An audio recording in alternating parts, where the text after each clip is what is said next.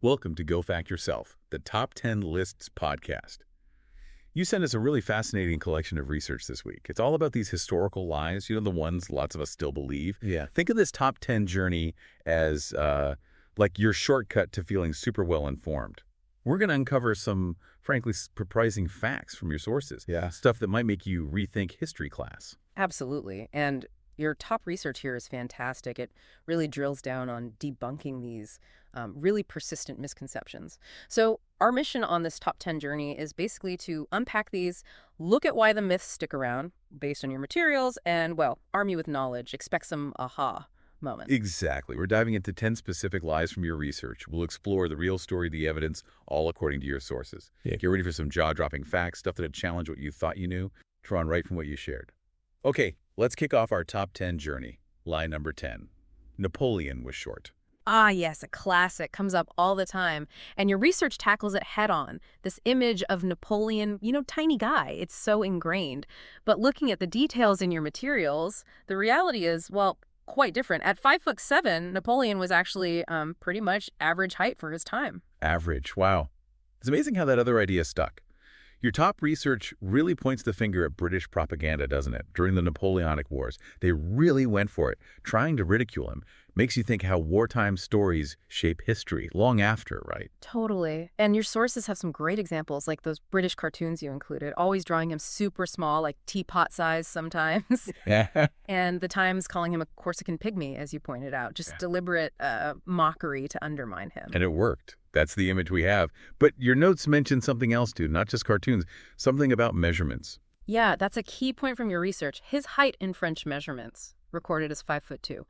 But, and this is the kicker, your article explains, French inches were longer than British inches. So when you translate that 5'2" into the British system, which we use, boom, he seems way shorter. Just a basic misunderstanding that totally fueled the myth. Oh, that's fascinating. Just a simple unit mix-up. Wild how that distorts things. Mm-hmm. And your materials also mention he often stood near his imperial guard. Exactly. Tall dudes, those guards. Your sources detail that. So you stand an average guy next to these really tall soldiers. He's going to look shorter. Makes sense. Precisely. It's all relative context.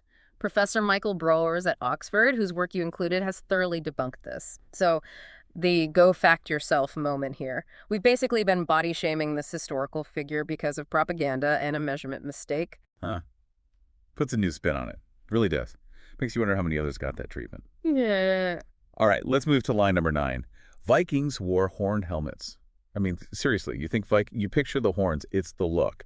Your sources definitely agree it's the popular image. It absolutely is a popular image. But when we look at the archaeology, the actual evidence in your top research, a very different story emerges. The reality, according to your materials, 0 archaeological evidence. None. No horned helmets found. Yeah? Ever. None. Seriously. But the image is everywhere. So where did it come from then? Your research must explain that. It does. Your sources trace it back mainly to the 19th century, romantic artists, and specifically costume designers for Wagner's big opera cycle, the Ring des Nibelungen, back in 1876. That's where it really hit the mainstream, became this big visual thing, art-trumping history. Just for stage drama. Yeah. Your research says theatrical effect. Exactly. Wagner's costume guy, Karl Ian Doppler, your materials detail this. He just added horns for visual impact, make him look fierce on stage. And that Swedish painter, Gustav Malmström, your research mentions him too, he helped popularize that look in paintings around then. Artistic license running wild, it sounds like. Yeah. And practically speaking, your sources mention this too. Horns in battle. Yeah. Probably not a great idea. Not at all. Your top research is clear, super impractical. They'd get caught on branches, weapons. Where someone could grab them. Right. Give your enemy a convenient handle. Real Viking helmets from the digs you provided details on. Functional. Protective. No horns. Dr. Jan Bill, curator at Oslo's Viking Ship Museum, cited in your research, calls it pure fantasy. So your go fact yourself moment, that Halloween costume, that iconic horned helmet, it's a lie, basically, thanks to 19th century opera. Wow. Opera. Okay, great example of visuals taking over. Let's tackle lie number 8. Columbus discovered America. This is like foundational stuff we learn. Yeah. But your research really pushes back on it. It's the traditional story, yeah. But as your top research clearly lays out, it misses, well, almost everything. The reality, indigenous peoples lived here for millennia before Columbus, and even other Europeans, Leif Erikson and the Norse, got to North America centuries earlier. Your sources document this well. Right. Definitely not the first. Your top research has the specifics, right? Where Columbus actually went, who was here first. Yep. Columbus, 1492. Your materials detail this. He landed in the Bahamas, Hispaniola. Never the mainland U.S., but the Norse sagas, like the saga of the Greenlanders you included excerpts from. They talk about Leif Erikson reaching Vinland. We now think that's Newfoundland, Canada. And that was around 1000 CE. Almost 500 years before Columbus and the indigenous people. Your research covered their history, too. Absolutely. Deep history. Archaeological evidence, your sources detail this, shows civilizations like the Clovis culture go back over 13,000 years. Complex societies, thriving cultures way before Europeans.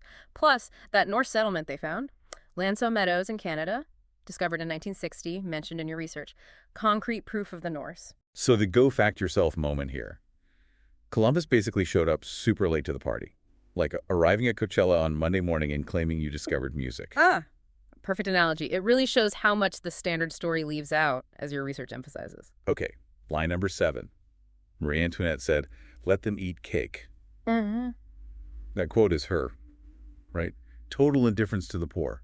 Your materials explore this perception. It's the quote everyone knows. Definitely shaped her image. But your top research, no evidence she actually said it. None. And the phrase itself, your sources point out, it was around before her time. Really? It existed already. Where did it come from then, according to your research? It pops up in Rousseau's Confessions, written in 1767, like years before she was queen. Rousseau mentions a great princess saying it, but doesn't name Marie. Your research highlights that detail. So it was just a saying floating around. The timeline in your sources makes that clear. Exactly. Then later, French Revolution time, anti-royalists grabbed it. They pinned it on Marie Antoinette to make her look awful, out of touch. Powerful propaganda, as your research underscored. Wow. And your research suggests her letters show something different. Yeah, some excerpts you included show she actually expressed concern for the poor. Historian Antonia Fraser, you cited her work, says flat out, she never said it. She never would have said it. It's spread through revolutionary pamphlets, basically 18th century fake news. Your research makes that connection. So the go fact yourself moment, we're all quoting 18th century fake news. Incredible. Shows how easily misinformation sticks, especially with a political motive. All right, lie number 6. Medieval people thought the earth was flat. The whole Dark Ages, lost knowledge idea. Your materials challenge this big time. That's the stereotype, yeah. But your top research shows it's largely a myth. Educated folks in medieval Europe, they knew the earth was round. They built on ancient Greek knowledge, as your sources detail. So not flat earthers then. When did people figure out it was round, according to your research? Way back. Pythagoras, 6th century BCE, concluded it was spherical. Medieval scholars knew this stuff. They had Greek texts. You see round earths in medieval manuscripts.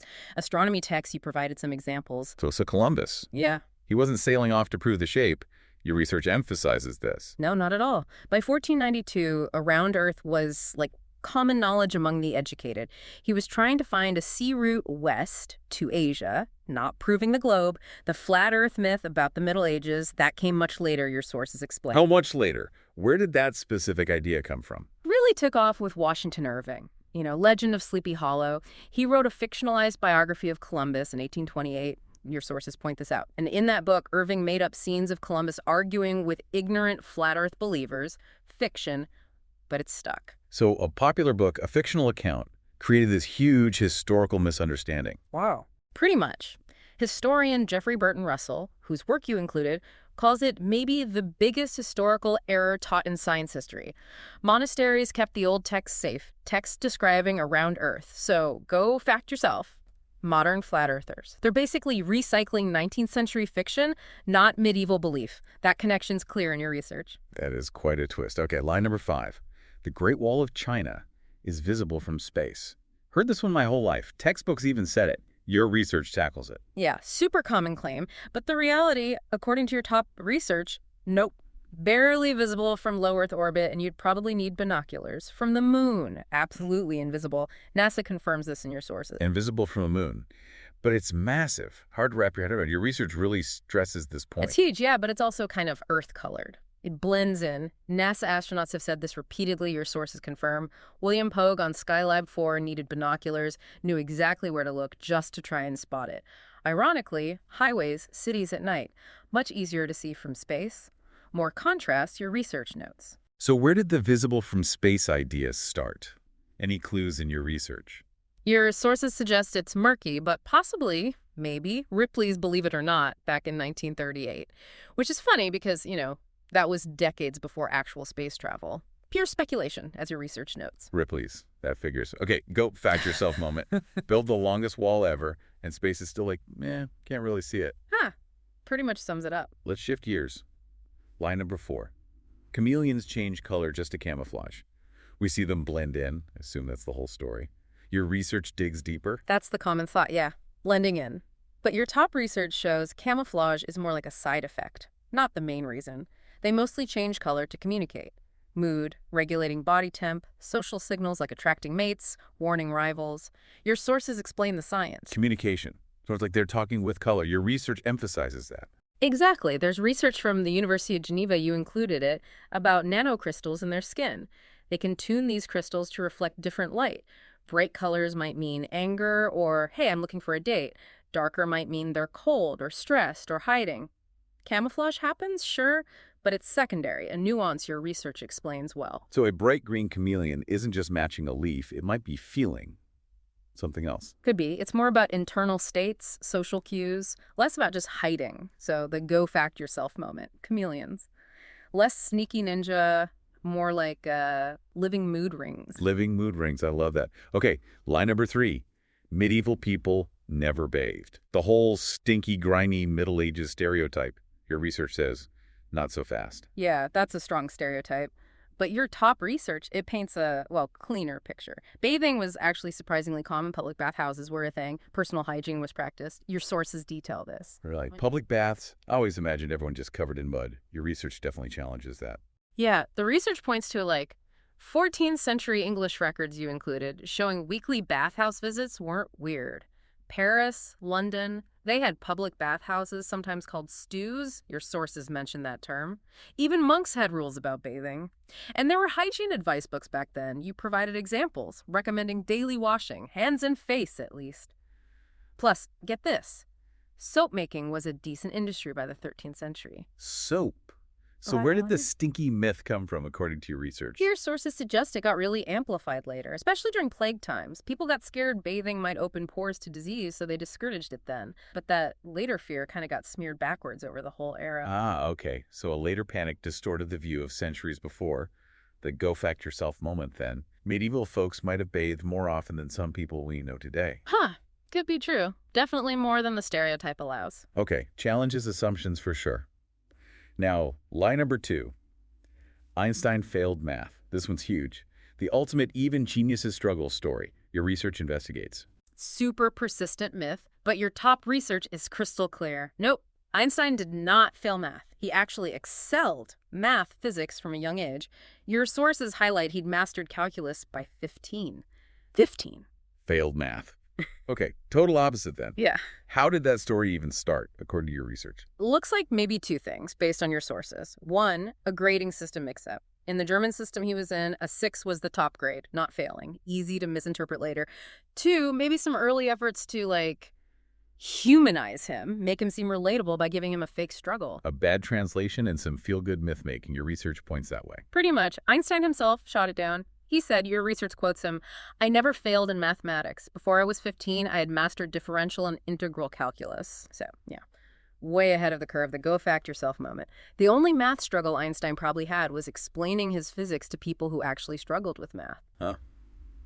That sounds about right. Okay, finally, lie number 1. Goldfish have a 3-second memory. Poor goldfish. Right. This is like the definition of short memory. Your research says otherwise. A totally ingrained belief, isn't it? But your top research completely debunks it, the reality. Goldfish memory, weeks, months even, and they can be trained. Your sources detail the science. Weeks, months, not 3 seconds. What's the proof, according to your research? Several studies cited in your sources, University of Plymouth, for one, they trained goldfish to press a lever for food, and the fish remembered how to do it a month later. They can recognize owners, learn feeding cues, navigate mazes. Some studies measured memory up to 5 months. It's all in your research. 5 months. Okay, they're way smarter than we think. Why the 3-second myth, then? Any ideas in your research? Your sources suggest, speculatively, maybe it helped people feel better about keeping them in tiny bowls. If you think the fish forgets its surroundings every 3 seconds, maybe a small tank doesn't seem so bad. A justification. Oof. That's kind of sad. It is, a bit. So the go fact yourself moment, your goldfish, it probably remembers every single time you tapped on the glass. Oh, dear. Mental note. Stop tapping the glass. Mhm. Well, that wraps up our top 10 journey through historical lies based on the incredible research you sent. Really eye-opening. It really is. Fascinating how these stories catch on and just stick for centuries sometimes. Really makes you think about misinformation, how stories get shaped, a theme across your sources. Absolutely. Okay, before we wrap, your research also included some quick bonus facts, sort of related tidbits. Let's Yeah. do a few quick go fact yourself blasts. Salem witches burned at the stake, right? Nope. Your sources point out they were mostly hanged in Salem. Burning was more common over in Europe's witch hunts. Different place, different methods. Okay, good distinction. What about SOS? Stands for Save Our Souls or Save Our Ship. Neither, actually. Your research clarifies it doesn't stand for anything. It was just chosen because the Morse code is super simple and distinct. ... dash, dash, dash, ... Easy to send, easy to recognize in an emergency. Just easy Morse code. Clever. And Vikings again. Valhalla. Close. Your sources note they actually call it Valhalla. And it wasn't for all Vikings, only certain warriors chosen by Odin. Not quite the open house, some imagine. Valing. Got it. Any other quick ones from the research? Yeah, back to Einstein confirming he mastered calculus by 15, the myth's likely from that grade translation error. And chameleons reinforcing it's mainly communication and temperature, not just hiding. Oh, and blue blood. Blood's always red. Looks blue under skin due to how light scatters. All right, no actual blue blood. Good quick hits there. So we hope this whole top 10 journey gave everyone listening some surprising insights from your research and maybe a healthy dose of skepticism. What stood out most to you going through these 10? Any personal big surprises based on what you found? Hard to pick just one. Mm. Maybe the sheer endurance of the Napoleon height myth, considering the simple explanation. Or maybe the bathing thing, how wrong the common image is. It shows how easily a stereotype can overwrite, well, centuries of actual practice. Yeah, those were big ones. Okay, here's a final thought for everyone listening. If these basic historical facts got so twisted, what does that suggest about information today? What modern facts, things we assume are true right now, might turn out to be tomorrow's debunked myths? Something to chew on? Maybe start your own top 10 journey through today's info overload. That's a crucial takeaway. Thinking critically, checking sources, questioning assumptions. More vital than ever. Absolutely. Well, thanks for joining us on Go Fact Yourself, the Top 10 List podcast. Share this top 10 journey if you found it interesting. Rate us, follow us, and always go fact yourself.